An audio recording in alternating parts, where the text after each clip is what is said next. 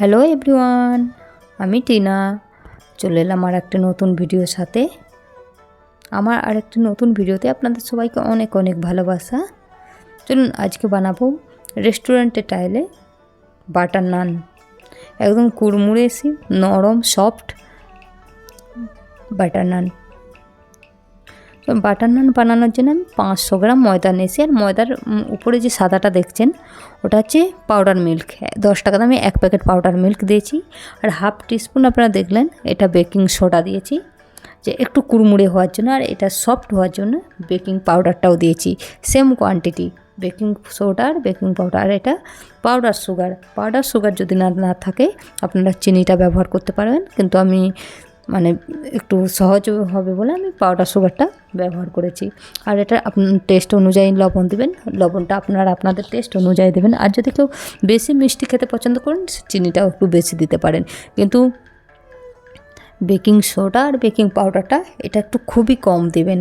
Baking soda আর baking powder বেশি পড়ে গেলে কী হবে, ওর একটা তেতো ভাবও আসবে, একটা স্মেল আসবে, একটা খারাপ গন্ধ আসবে, যেটা খেতে ভালো লাগবে না। চলুন এই সব শুকনো উপকরণগুলোকে একদম সব ভালো করে একসাথে মিশিয়ে নিন। যে আমি একটু চিনির একটা ডালা পড়ে গেছিলো পাউডার সুগারে, সেটাকে আমি ভেঙে নিচ্ছিলাম। তখন ভালো করে একদম মাখিয়ে নিতে হবে। আপনারা চাইলে যে বড় ছাঁকনিগুলো আছে সেই ছাঁকনির মধ্যে দিয়ে সব শুকনো উপকরণ দিয়ে একসাথে চালিয়ে নেবেন, তাহলে ভালোভাবে একদম মিশে যাবে একসাথে। আর এটা হচ্ছে 150 গ্রাম টক দই ছিল। আর আমি এর টক দইটা দেওয়ার আগে আমি দিচ্ছি 3 চামচ সাদা তেলটাই ব্যবহার করবেন, ঘি ব্যবহার করবেন না, সাদা তেলটা ব্যবহার করবেন। ঘি ইয়া ডালটা এগুলো সাদা তেলটাই দেবেন। আর তার সাথে আমি দিচ্ছি এটা 150 গ্রামের মতো টক দই আছে। আমি টক দইটাকে আজকে জল ঝরিয়ে নিন না, দইটা যত টক হবে এই সমস্ত রান্নাতে তত ভালো। দেখুন, আর দেখুন 150 মিলিলিটার একদম দুধ আছে। এটা দুধ দিয়ে মাখানোর চেষ্টা করবেন। দুধ না থাকলে আপনার জল দিয়েও মাখিয়ে নিতে পারেন।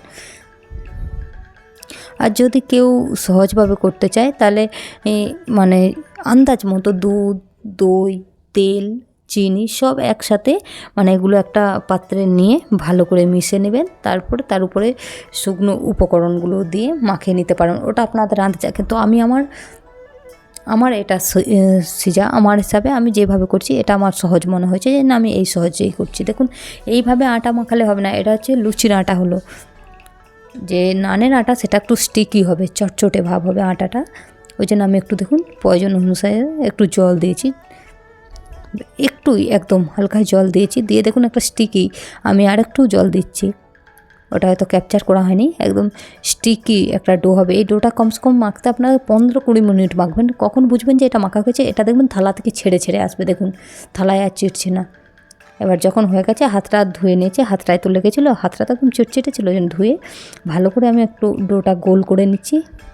নিয়ে ডোটাকে একটা পাত্রে রেখে ওর মধ্যে আমি একটু তেল বুলে নিচ্ছি, যাতে না ডোটা শুকিয়ে যায়। এরপর একটা থালা বা কিছু র্যাপ পেপার দিয়ে এটাকে ঢেকে এক সাইডে রেখে দিন। ফিরে এলাম আধা ঘন্টার পর ডোটা দেখুন কেমন হয়েছে। এটা খুব সুন্দর সফট একটা ডো হয়েছে, আর ডোটা সেট হয়ে গেছে।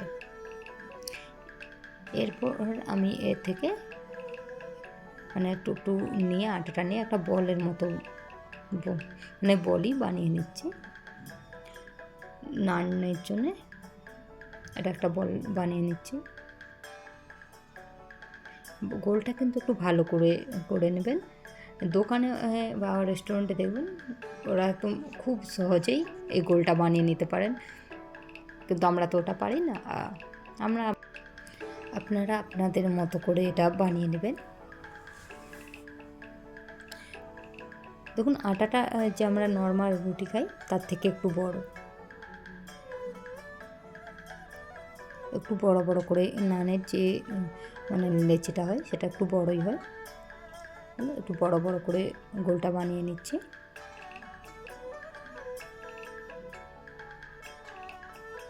সবগুলো গোল বানিয়ে নিয়ে এরপরে দেখাচ্ছি আপনাদেরকে কতগুলো হয়েছে।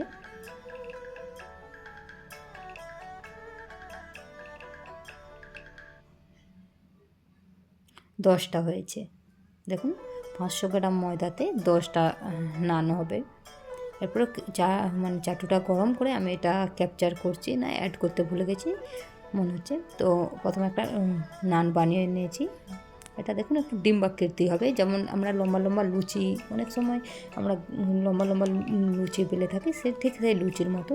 এর উপরে একটু ধনে পাতা আর কালো জিরে ছড়িয়ে দিয়ে আবার বেলনটা দিয়ে ভালো করে একটু বেলে নেবেন, তাহলে এটা সেট হয়ে যাবে ওর সাথে। তারপর একটা ফোক্স চামচ দিয়ে যেটাতে করে আমরা চাউমিন খাই, চামচটা